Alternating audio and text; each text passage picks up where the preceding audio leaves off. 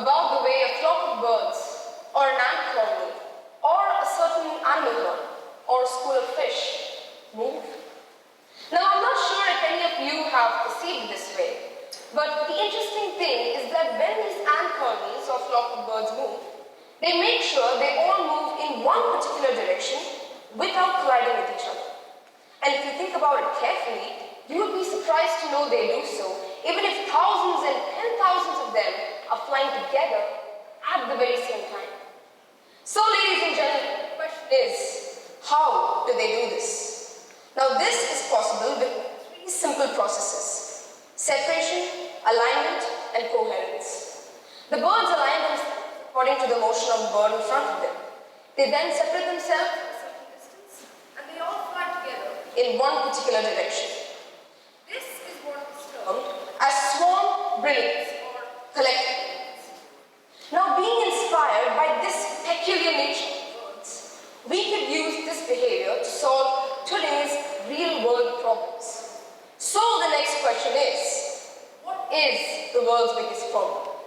Now, besides pressing issues like global warming, pollution, poverty, overpopulation, like diabetes, cancer, etc., we have traffic jams and accidents. And to be honest, nothing seems frustrating like traffic jams and accidents. Am I right? So if we could implement this simple system into cars, probably using a bunch of difficult algorithms and a set of programmed instructions, we could actually reduce the risk of traffic jams and accidents. Unlike today, where the car's tailgate can add unwanted trauma and stress on the driver, the cars would have equal spacing between them and they wouldn't collide, thus reducing the risk of accidents and deaths. You see, swarm technology could someday, in the future, eliminate the lost time and accidents that currently costs the United States of America $400 billion every single year. Ladies and gentlemen, did you know about 1.3 billion people still live in poverty today? 22,000 children die every single day because of poverty. Around 750 million people don't have access to clean drinking water. And 805 million people don't have enough food to eat. So with an amount of money like $400 billion in our hands, we could help and feed the poor, the homeless, and the starving.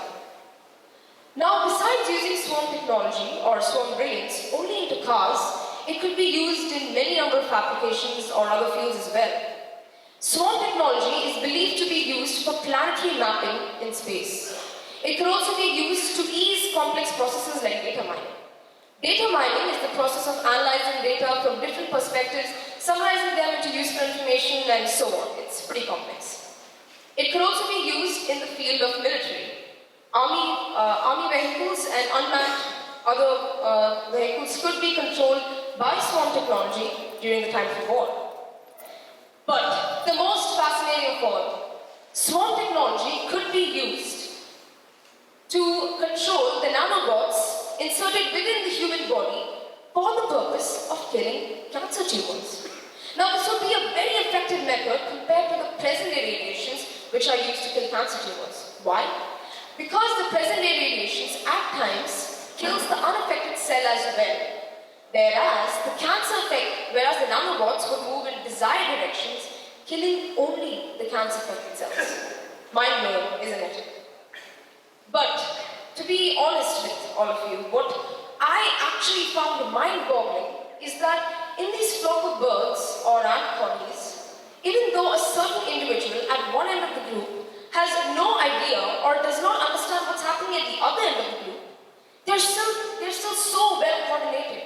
And they do this without any leaders. So there's no specific ant telling where the colony should go, or there's no specific fish telling where the school should follow. Using this simple yet powerful idea, we get to know that an individual can have limited knowledge, whereas a group could gather collective intelligence. Mother Teresa once said, "I can do things you cannot. You can do things I cannot. Together, we can do great things." A few weeks back, the PYM, or the Protect Your Mom organization, had informed all schools and other different educational institutions all over UAE about the importance of spreading breast cancer awareness. Now this importance slowly picked up momentum in many schools and created a really strong ripple effect. You see, from my school alone, there were many students. I mean, it wasn't only the school leaders or the student council members who had taken up the initiative. In fact, it was every single student who had taken up the initiative to help spread awareness. About 7,300 students alone from my school had made posters. Many of them through musical performances, street plays, dramas, flash mobs had helped spread the awareness, and many of them also donated their hair for the cancer patients. Amazing, right? Now do notice, all of this was only possible because of the collective consciousness of the swarm of students towards a common goal.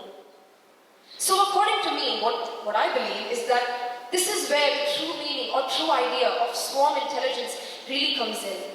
It can be applied to groups of people across the world where the people are driven towards a common goal. Say, for example, to achieve world peace, harmony, tolerance, or even towards issues like fighting against breast cancer.